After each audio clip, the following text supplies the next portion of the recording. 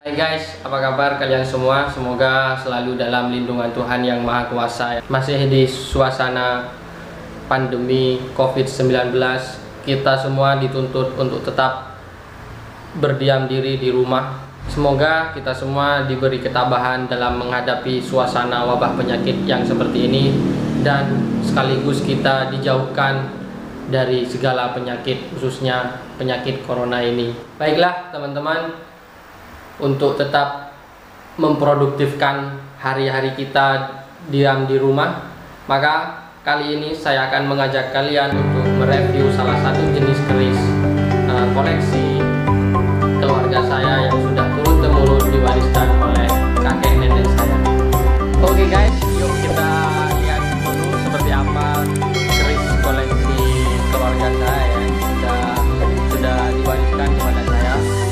Oke, ikuti terus guys video ini. Ya, jadi ketika kalian memasuki ruang tamu, kalian akan melihat beberapa koleksi. Kalian perhatikan sendiri di dinding rumah ya, di ruang tamu. Sini ada 6 keris, warangkanya kayu timoho semua, dan di bagian sini juga ada 3 keris warangka kayu timoho juga, dan di bawahnya di sini ada koleksi tombak yang sudah lama saya koleksi ya, ada 4 tombak. Di sini juga ada tombak yang akan saya kirimkan hari ini ya. Kebetulan ini tombak dimahari oleh subscriber kami di YouTube asal Sidoarjo ya. Ya, kita pilih-pilih dulu keris apa saja ya, apa yang pas kita review kali ini ya guys. Ya, keris yang ini sudah pernah saya review di YouTube. Yang 3 di atas sepertinya belum ya guys, dan ini kayaknya lebih pas kita review yang ini saja ya guys. Oke, kita ambil. Ya, wow, luar biasa ini guys.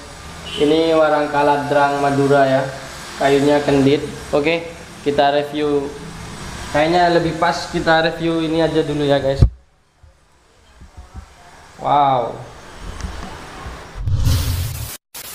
Baiklah teman-teman, di sini di tangan saya sudah ada salah satu jenis keris yang mana sandangannya ini merupakan ya cukup istimewa lah bagi saya, dan sampai saat ini warangka seperti ini masih sangat banyak yang memburunya ya. Namun sedikit berbeda dari video sebelumnya, pada kesempatan kali ini kita akan sedikit banyak lah ya belajar tentang makna atau filosofi yang terkandung di balik sebuah warangka. Jadi nanti kita akan sekilas saja membahas bilahnya ya, dan kita akan lebih dominan membahas di bagian sandangannya. Yang pertama, kita mulai dari yang paling bawah. Ini bagian yang terbuat dari bahan tembaga. Ini merupakan namanya pendok ya.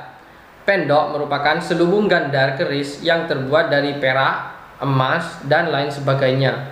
Maknanya, suatu pesan moral terhadap manusia yang mengandung makna ingkang andok tata kramini riki, atau yang jelas sikap sopan santunnya manusia harus bisa bersopan santun jika ingin dihargai oleh orang lain.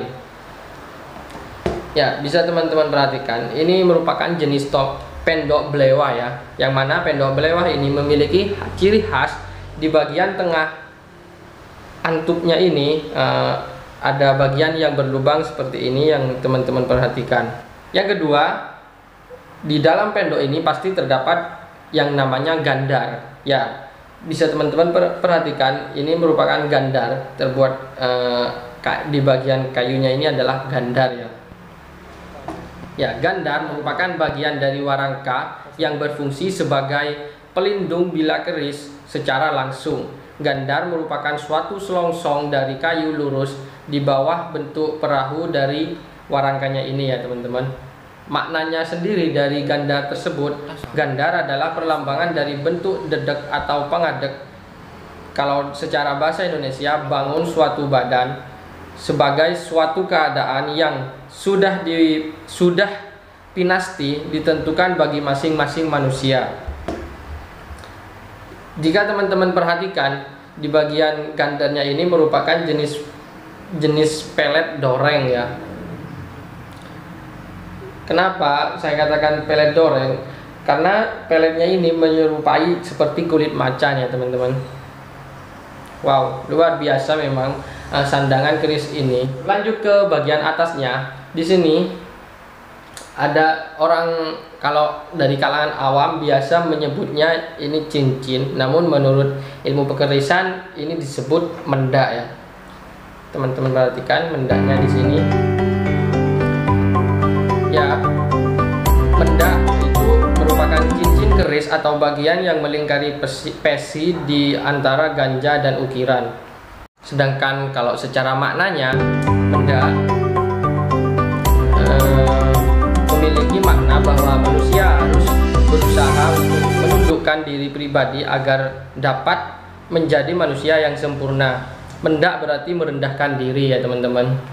Jadi secara mendak itu sendiri juga memiliki beragam macamnya dan jenisnya, jadi memiliki karakter tersendiri.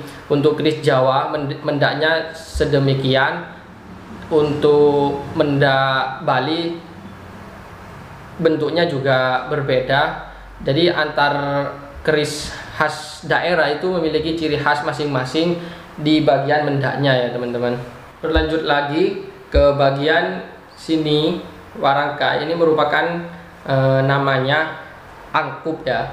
Jadi angkup ini merupakan bagian dari warangka yang berbentuk melengkung ke dalam. Seperti teman-teman perhatikan, ini bentuknya memang melengkung ke dalam.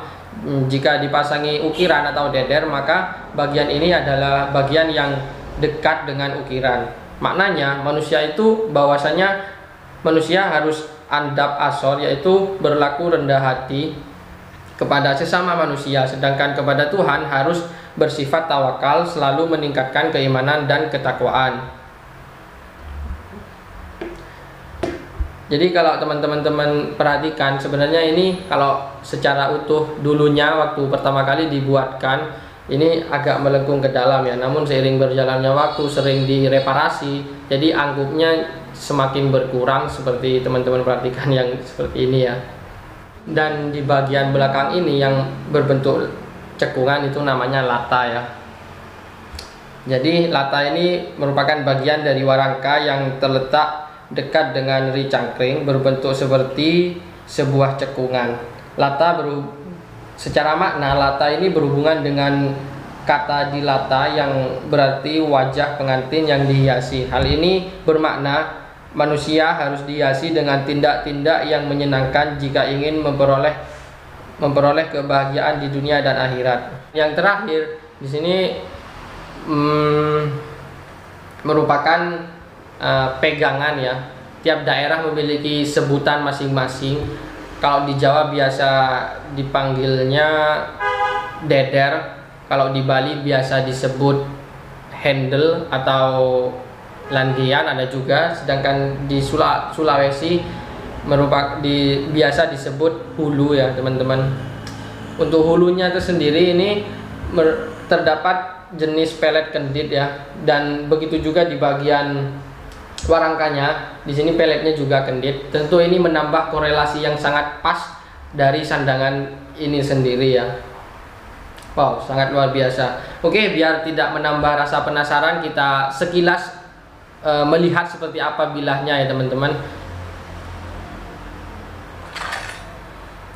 Wow. Jadi ini merupakan jenis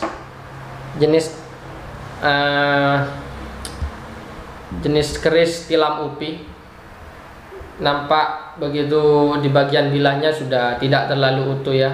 Namun ini berhubung ini warisan keluarga, tentunya keris ini tidak akan saya maharkan ke siapapun dan berapapun itu maharnya.